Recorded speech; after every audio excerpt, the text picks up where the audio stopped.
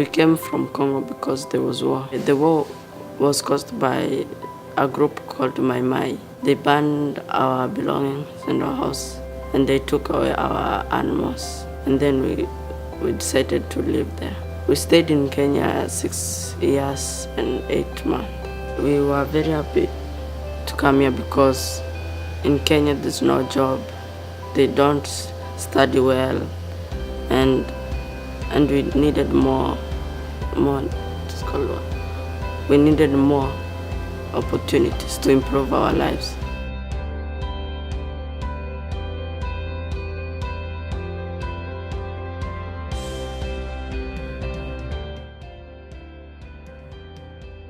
To be the one at the end of the journey to welcome them here and to be a friend and a guide to them to start a new life is really an honor. Leaving your country and coming to a different country, start from zero, is not easy, it's hard. It's very hard.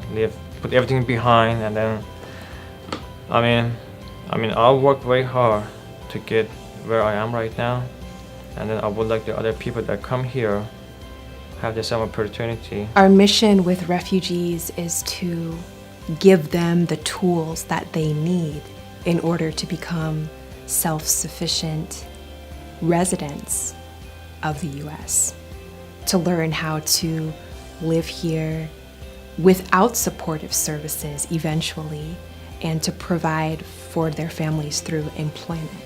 That's our ultimate goal. Whatever they had, they left behind. So it's really starting over from the most literal standpoint, and they need everything from basic furnishings to items to cook with and serve food on, to bedding, to toiletries, just to be able to live a decent life. It's always a neat experience to receive a refugee family at the airport.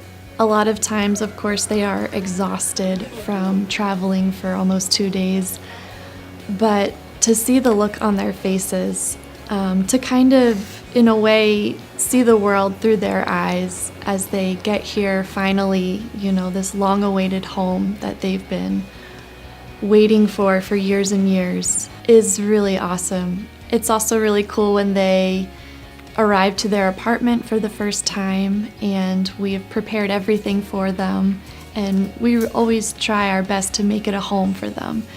And when they see where they will be living and the excitement and the joy that they show in their faces, wow, this is going to be my home, is kind of that expression that you see. And it's just a really cool thing to be a part of. We try to search for a variety of employment for clients, and we connect with employers in the area. Since I came as a refugee here, and I know how hard it is to start, to learn the language, the culture, everything. So I'm trying to promote and hire other refugees to give them opportunity to work here, to learn, and then build up their life and then work their day up to become successful. We have roughly around about 12 to 13 employees that have become a vital part of our team. They bring their experience, their gratitude to be able to adjust to coming to America and having the opportunity to work. This connection with Refugee Services seems so obviously important for our congregation, and of course the wider church shares in it, because the wider church funds Lutheran Services and refugees, so it's not just us. I mean, we provide the house, but the broader church and many congregations provide other aspects, so it's not just us in the least bit. And so for us, it's a reminder that we are connected to the larger community, worldwide community. I mean, how cool is it when you have people from all over the world coming through here that we get to meet, we get to talk to some, not as much as I probably would like, some come and go. But early on, for instance, we had living in the same house. a Christian fleeing Muslim persecution and a Muslim fleeing Christian persecution in the same house at the same time. It's just stories you can't make up very well.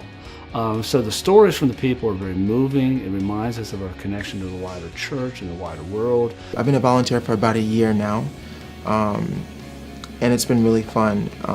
Not always easy, but it's been one of the most satisfying things that I've done. All these families need a lot of help. Some of the simple things that we take for granted, like having a car and being able to get to doctor's appointments, or understanding what our kids need for school, is very difficult for them because they're in a different culture, a different country. My name is Khadija. I am from Afghanistan. My name is Mehdi and I'm originally from Iran. Anna Muhammad Harun.